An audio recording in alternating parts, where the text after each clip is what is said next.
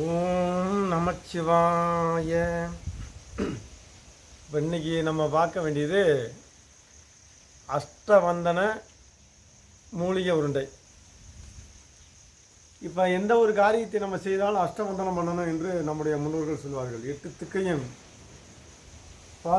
ஒரு காவல் வைத்து அதுக்கப்புறம் நம்ம பூஜையோ என்னென்ன காரியங்களோ நம்ம செய்யலாம். அதுதான் அஷ்டத்துக்கு வந்தனம்.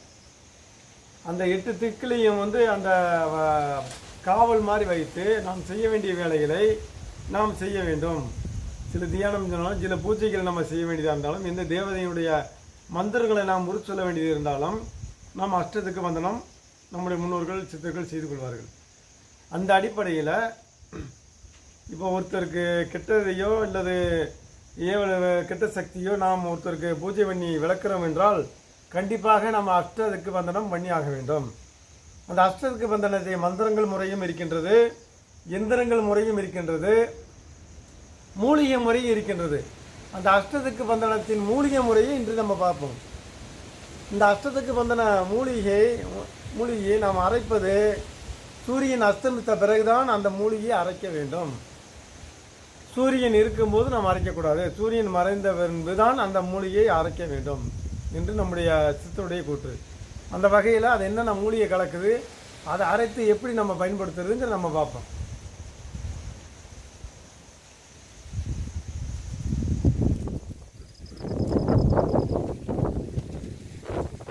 தேவையான மூலிகை கட்டுக்குடி, கருங்கட்டுக்குடி என்பார்கள். இது கருங்கட்டுக்குடி, தண்ணியை அளவாக்கக்கூடிய கட்டுக்குடி. இந்த மூலிகை பறிச்சுக்குவோம். தண்ணி அளவாக்கக்கூடிய கட்டுக்குடி. அடுத்ததாக அந்த உண்ணி இலை. இது உண்ணி மரப்பூ. உன்னிப்பூவிலேயே இந்த நேரம் பூத்திருக்கக்கூடிய உன்னிப்பூ. உன்னிப்பூவில் சிவப்பு பூ இருக்குது, இந்த மாதிரி ரோஸ் பூ இருக்குது, மஞ்சள் கலந்த பூ இருக்குது. இதில் இந்த ரோஸ் கலந்த இந்த உன்னிப்பூவு. இந்த கொன்றை இலையும் பிடுங்க வேண்டும். கொன்றை இலை.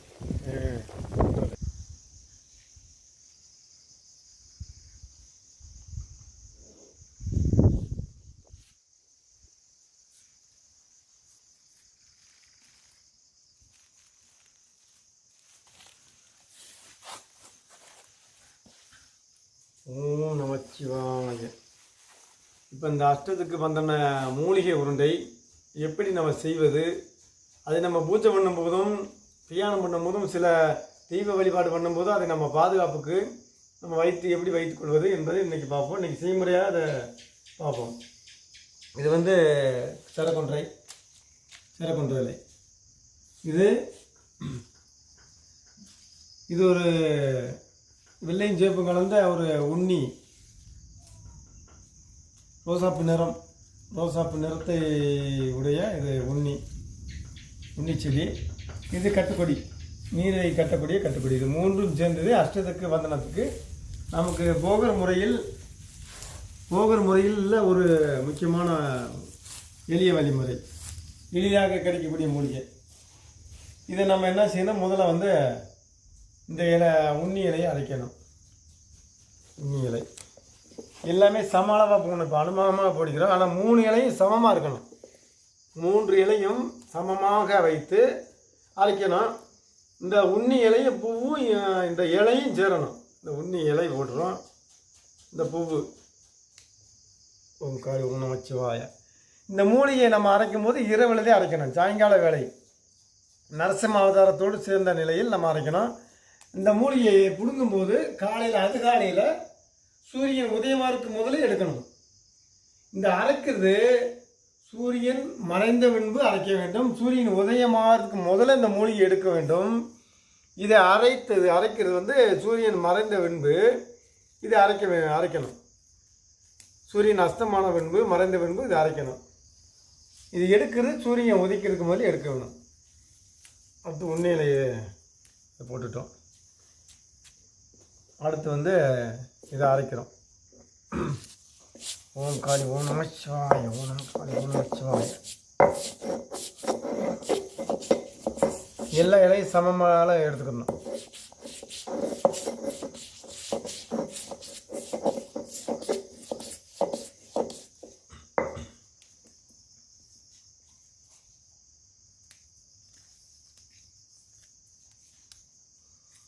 இந்த இலையை அரைக்கும் போது 18 சித்தர்களை நாம் சொல்லணும்.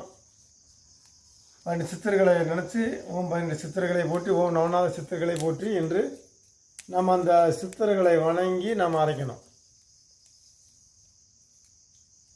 3 மூர்த்திகளையும் சொல்லணும். ஓம் பிரம்மா போற்றி, ஓம் விஷ்ணுவை போற்றி, ஓம் சிவனையை போற்றி,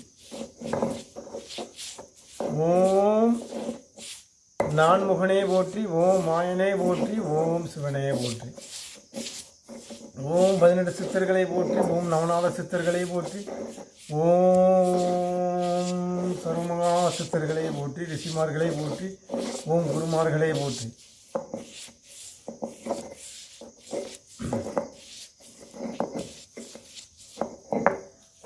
இந்த அரைத்த அடுத்து இந்த கொன்றை இலையை அரைக்கிறோம்.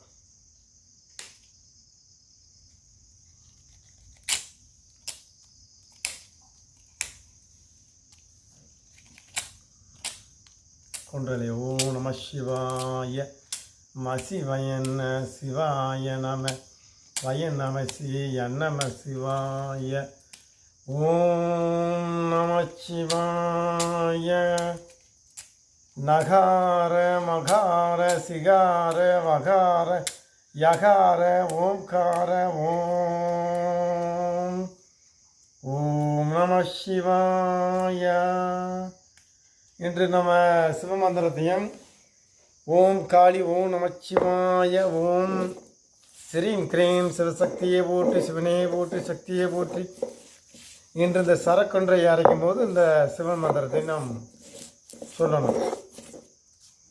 இது கொஞ்சம் வலுவலுன்னுக்கிட்டு அது கொஞ்சம் வழுக்கக்கூடிய இந்த இலை. முதல்ல உண்ணி இலை, இரண்டாவதாக அந்த சரக்குன்றை இலை.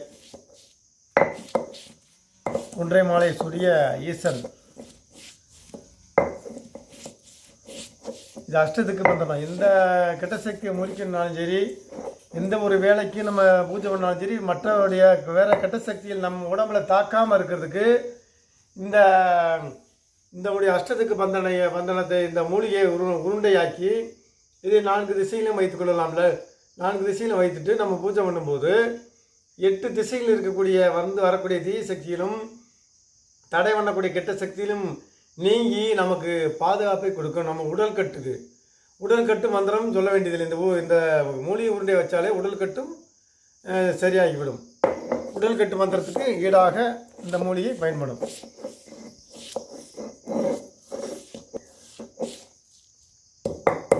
இப்போ அந்த உண்ணி இலையோடு சேர்ந்து 3 இலை சமமாக நம்ம அரைக்கணும். இந்த உண்ணி இலை, சரக்குன்றை இலை, கட்டுக்கொடி இலை 3 இலையும் சமமாக நம்ம சம அளவாக எடுத்து முதல் உண்ணி இலை, இரண்டாக சரக்குன்றை இலை, மூன்றாவதாக நம்ம எடுக்கிறது கட்டுக்கொடி. இது இந்த மூலிகை எல்லா இடங்களும் கிடைக்கக்கூடிய மூலிகை, எளிதாக கிடைக்கக்கூடியது. இதை வைத்து நம்ம உடல்கட்டுக்கும் திசை கட்டுக்கும் அஷ்டவந்தன கட்டுக்கும் எல்லாவற்றுக்கும் நம்மளோட பாதுகாப்புக்கு தரும். நம்ம பண்ணக்கூடிய பூஜைகளுக்கு முழுவதுமாக நமக்கு வெற்றியை தரக்கூடிய மூலிகை உருண்டை. இதை எடுக்க வேண்டியது காலையில் சூரிய உதிக்கிறதுக்கு முதல்ல எடுக்கணும். இதை அரைக்கிறது மாலையில் சூரியன் அஸ்தமான பின்பு இதை அரைக்க வேண்டும்.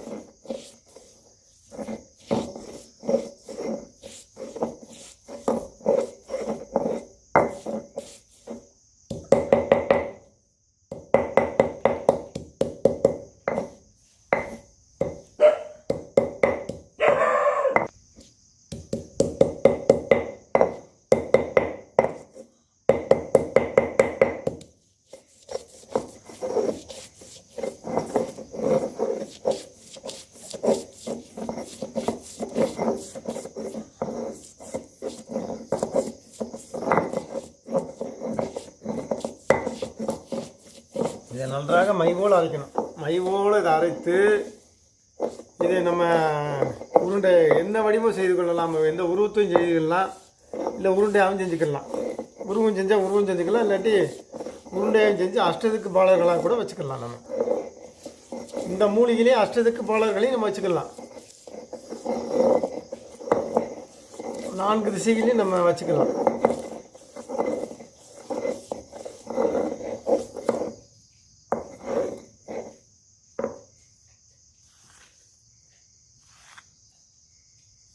இப்போ செய்முறை விளக்கத்துக்காண்டி நம்ம அளவாக போட்டு கொஞ்சம் போட்டு நம்ம செய்கிறோம் இந்த உருண்டையை, மூலிகை உருண்டையை. ஓம் கால் நமச்சு. அடுத்து நம்ம அரைக்க வேண்டியது இந்த கட்டுக்கொடி இலை. இதுதான் அந்த உருண்டையை இருக்கக்கூடியது, கட்டக்கூடியது கட்டுக்கொடி.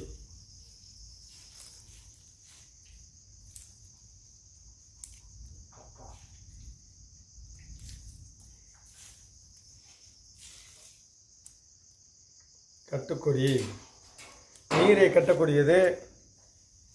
தண்ணியில் இந்த இலையை இலையை புரிஞ்சிட்டோம்னா தண்ணியை வந்து எரிய கட்டி அல்வா மாதிரி ஆகக்கூடிய அந்த இது. 3ஆவதாக இந்த இலையை அரைக்கணும், இந்த கட்டுக்கொடி இலையை. அஷ்டத்துக்கு வந்தன மூலிகை உருண்டை, உடல் கட்டு மூலிகை உருண்டை. உடல் கட்டக்கூடிய, உடலை பாதுகாக்கக்கூடிய, கெட்ட சக்தியிலும் கெட்ட சக்தியிலிருந்தும் பாதுகாக்கக்கூடிய ஒரு மூலிகை உருண்டை. இந்த உருண்டை வைத்தாலே தீ சக்தியில் மற்ற தவறான சக்தியில் நம்ம நெருங்காது. ஒரு பூஜையை பண்ணும்போது மற்ற அந்த அவையினுடைய வினைகள் வந்து நம்மளை நெருங்காது. அப்படிப்பட்ட மூலிகை இது. இப்போ அடுத்து வந்து இதை அரைக்கிறோம்.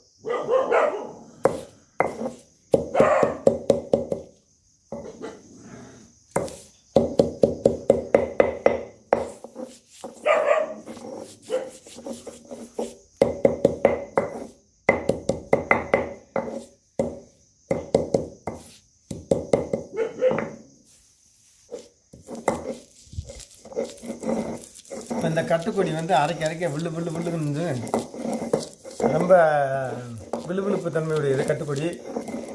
அதை இப்போ ஏன் இதை கடைசி அரைக்கிறோம்னா, முதல்ல இருக்கிறது இதோட சேர்ந்து ஒன்றா அரைச்சோம்னா அரைப்படாது. கட்டுக்கொடி கொலன்னு இப்போ அரைச்ச இந்த இதை எடுத்து இலைச்ச உருண்டை எடுத்து எல்லாம் ஒன்றா அரைக்கிறேன்.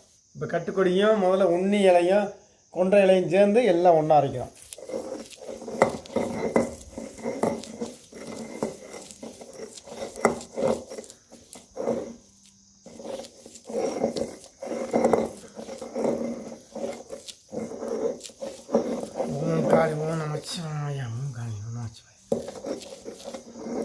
இதுக்கு பேர் அஷ்டத்துக்கு வந்தன மூலிகை உருண்டை.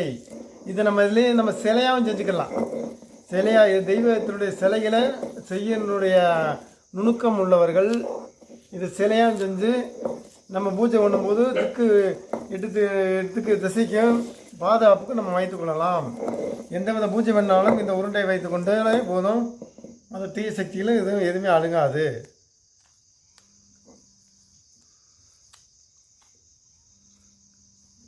உண்மை முழுமையாயிடுச்சு.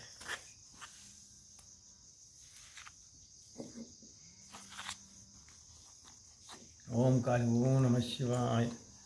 ஓம் காளி ஓம் நம சிவாய. ஓம் காளி ஓம் நம சிவாய.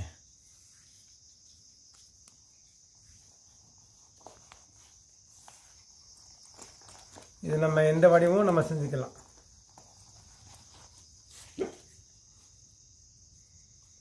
இதை கணவதியும் செஞ்சுக்கலாம், இல்லை என்ன உருவங்கள் வேணுமோ நம்ம செஞ்சு இதை நம்ம வெயிலில் காய வச்சுக்கணும், சூரியனில்.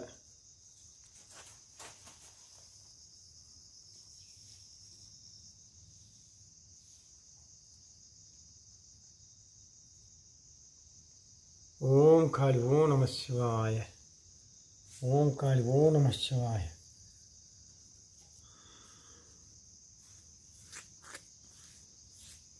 அஷ்டத்துக்கு வந்தன மூலிகை. இந்த உருண்டையை நம்ம பூஜை பண்ணுறதுக்கு 4 திசையை நம்ம வச்சுட்டு நம்ம தயங்காமல் துணிந்து நம்ம பூஜை பண்ணால் நம்ம உடல் கட்டுக்கும் உடல் கட்டு மந்திரமே சொல்ல வேண்டியதில்லை. இந்த உருண்டையை வைத்து நாம் சித்தர் மந்திரமும் மும்மூர்த்தி மந்திரங்களும் காளி மந்திரம் சொன்னாலே எல்லாமே நம்மளை பாதுகாப்பு பண்ணும். 4 திசைக்குமான உருண்டைகள். இந்த மூலிகை எல்லாம் எளிதாக கிடைக்கக்கூடிய மூலிகைகள். இது நம்ம எல்லாமே செஞ்சு அவரவரை நம்ம தெய்வ வழிபாட்டுக்கும் நம்முடைய ஒரு பூஜை பண்ணும்போது கெட்ட சக்தியில் தீ சக்தியிலும் நம்மை தடுக்கும். ஒரு கெட்டதை ஒரு பேய் விடுத்தியோ துஷ்ட சக்தியை நம்ம விளக்கும்போது அந்த கர்ம சக்தியில் நம் உடம்பில் இறங்கி நம்மளை தாக்கும். அந்த தாக்காமல் இருப்பதற்கு இது பாதுகாப்பு வளையம். நம் உடம்பையும் ஆன்மாவையும் பாதுகாக்கக்கூடிய இது ஒரு வளையம். இது அந்த ஒரு கர்மங்களையும் சில இதுகளையும் நாம் கழிக்கும்போது அதனுடைய தோஷங்களும் கர்மங்களும் நம்மளை நெருங்காமல் நம்மளை நம்ம உடம்புலையும் படாமல் அது விலகி பஞ்சபூதங்களிலே கலந்துவிடும். இது பஞ்சபூதங்களில் அந்த வரக்கூடிய தோஷத்தையும் கர்மத்தையும் விலக்கி நம்ம உடம்புக்கும் ஆன்மாவுக்கும் பாதுகாப்பு பண்ணும். ஒரு கர்மத்தையும் ஒரு தோஷங்களில் பிறருக்கு கழித்தாலும் அது நம்மிடம் வராமல் அது விலகி பஞ்சபூதங்கள் ஐக்கியமாகி ஓடிவிடும். அதை அப்படி ஓடக்கூடிய செயலை செய்யக்கூடிய சக்தி இந்த அஷ்டபந்தன மூலிகை உருண்டைக்கு இருக்கிறது. இதை நம்ம பூஜை பண்ணும்போது 4 மூலையிலையும் 4 திசையிலையும் நம் வலது பக்கம் ஒரு உருண்டை, நம்முடைய உடம்பின் இடது பக்கம் ஒரு உருண்டை, நமக்கு முன்னால் ஒரு உருண்டை, நமக்கு பின்னால் ஒரு உருண்டை என்று வைத்து நாம் பூஜை பண்ணும்போது நமக்கு பரிபூர்ணமாக பாதுகாப்பும் நம்முடைய உடல் கட்டையும் உடம்பையும் ஆன்மையும் பாதுகாத்து நம்முடைய செய்ய வேண்டிய பூஜையும் தெய்வ வழிபாடு முழுமையான பரிபூர்ண ஒரு பலனை கொடுக்கக்கூடிய சக்தி இந்த மூலிகைக்கு இருக்கின்றது. இது எளிதான மூலிகை. நாம் எல்லாமே எளிதாக பயன்படுத்தி செய்து கொள்ளலாம். இது போக முனிவர் எல்லா மக்களுக்கும் பயன்படுவதற்காண்டி சொல்லக்கூடிய ஒரு எளிய சூட்சம முறையாகும். இதை பயன்படுத்தி நல்ல வழியில் தெய்வீக வழியில் நன்மையானதை செய்வோம். ஓம் காளி ஓம் நம சிவாய. ஓம் கிரீம் காளி ஓம் சர்வேஸ்வராய நம சிவாய.